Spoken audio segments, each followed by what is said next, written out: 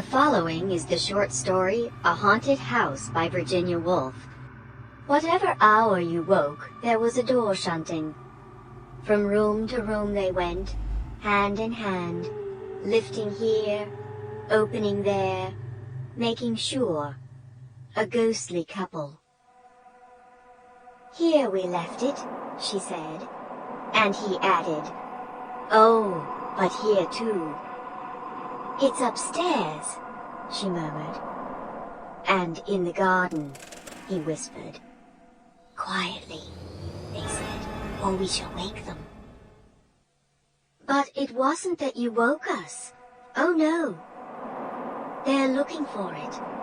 They're drawing the curtain, one might say, and so read on a page or two. Now they've found it, one would be certain, stopping the pencil on the margin. And then, tired of reading, one might rise and see for oneself. The house all empty, the doors standing open. Only the wood pigeons bubbling with content and the hum of the threshing machine sounding from the farm. What did I come in here for? What did I want to find? My hands were empty. Perhaps it's upstairs then. The apples were in the loft. And so down again. The garden still as ever, only the book had slipped into the grass. But they had found it in the drawing room, not that one could ever see them. The window panes reflected apples, reflected roses. All the leaves were green in the glass. If they moved in the drawing room, the apple only turned its yellow side. Yet the moment after, if the door was opened, spread about the floor, hung upon the walls, pendant from the ceiling. What? My hands were empty. The shadow of a thrush crossed the carpet. From the deepest wells of silence, the wood pigeon drew its bubble of sound. Safe, safe, safe. The pulse of the house beat softly. The treasure buried, the room. The pulse stopped short. Oh, was that the buried treasure? A moment later the light had faded. Out in the garden, then?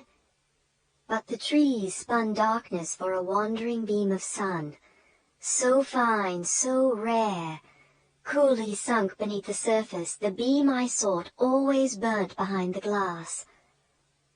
Death was the glass. Death was between us. Coming to the woman first, hundreds of years ago, leaving the house, sealing all the windows. The rooms were darkened. He left it, left her, went north, went east, saw the stars turned in the southern sky, sought the house, found it dropped beneath the downs.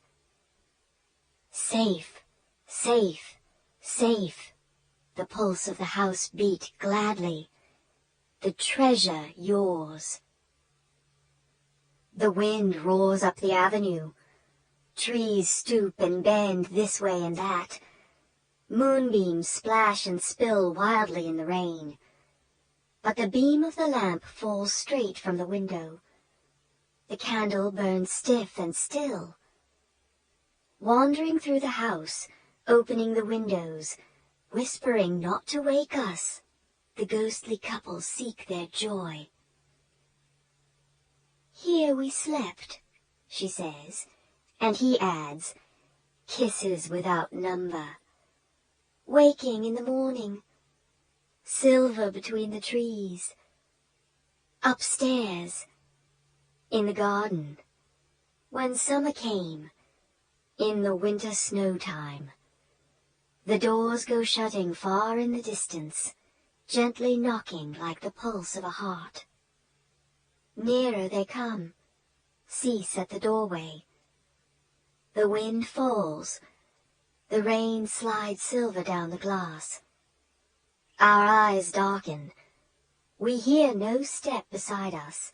We see no lady spread her ghostly cloak. His hands shield the lantern. Look, he breathes, sound asleep, love upon their lips. Stooping, holding their silver lamp above us, long they look and deeply. Long they pause. The wind drives straightly, the flame stoops slightly.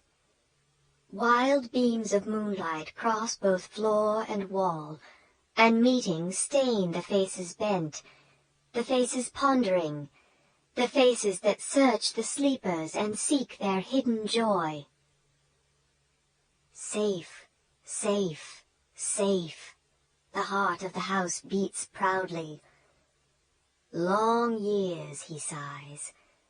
Again you found me. Here, she murmurs, sleeping, in the garden reading, laughing, rolling apples in the loft. Here we left our treasure. Stooping, their light lifts the lids upon my eyes. Safe, safe, safe! The pulse of the house beats wildly.